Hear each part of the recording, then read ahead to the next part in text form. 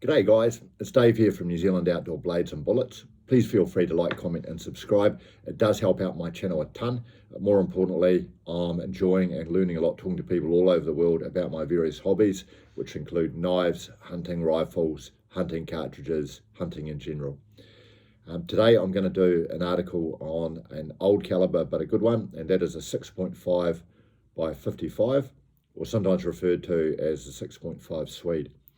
If you're wondering about the name, it was designed in Sweden, and here's a cartridge here. It is a 6.5 millimeter bullet with a case length of 55 millimeters, hence the name.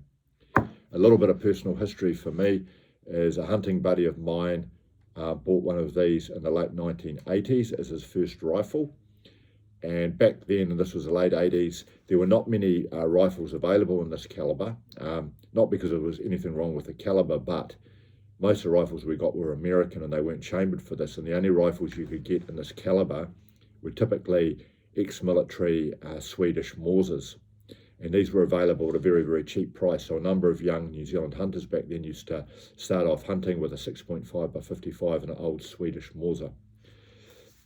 Like many popular hunting cartridges these days, it started off as a military cartridge. So in the 1890s, two Scandinavian countries, which was Sweden and Norway, formed a coalition to develop this cartridge, and then it was developed for both of their militaries at that time from about 1891.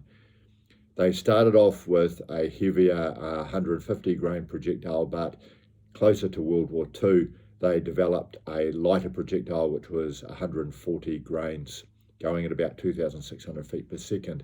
This was a little bit different to their counterparts in the British military, Russian military, German military, etc., who were typically using 303 8mm 30 caliber type rounds, whereas this was much smaller, a 6.5.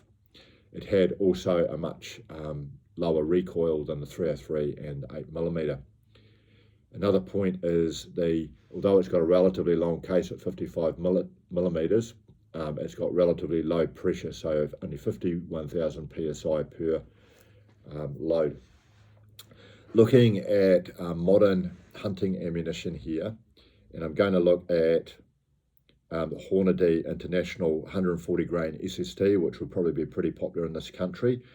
It has a ballistic coefficient of 0.520, which is really high, and a muzzle velocity of 2,735 feet per second. So that's pretty good.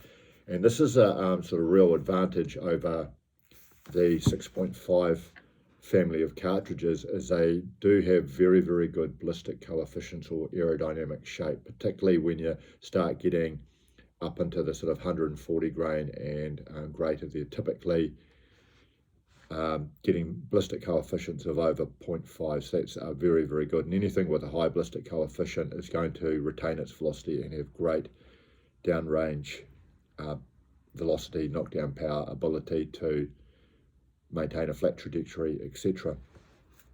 Now, when the 6.5 Creedmoor came out, a lot of people, or older guys, smiled a little bit, because a 6.5 Creedmoor is definitely an outstanding cartridge, but you've got to remember it's still a 6.5.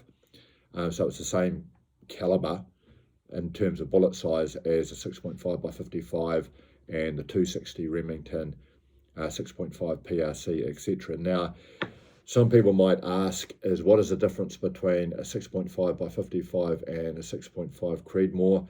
Well, not a hell of a lot, actually. The loads that I looked at was that the 6.5 by 55 was actually, say, in Hornady, going slightly faster than a 6.5 Creedmoor, but there wasn't much in it, to be honest.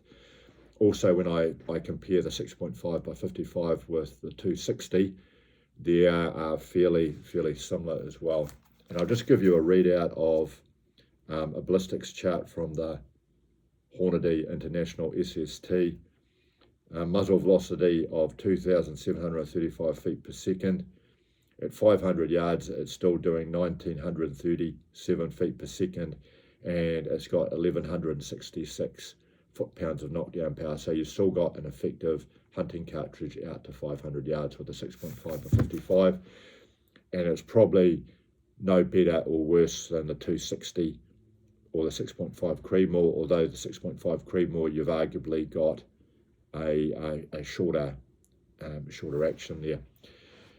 It is not as powerful as a 6.5 PRC. That's a conversation for another day. But anyway, this is a fantastic hunting cartridge, and is still very, very popular in the Scandinavian countries, where they use it for all manner of hunting. So yeah, if you've got a 6.5 by 55, there's nothing wrong with it at all, and it is a fantastic hunting cartridge. For anyone who's got any experience with a 6.5 by 55 or any of the other 6.5 family of cartridges, I would love to hear from you. If you got this far, thanks for watching and have a fantastic day.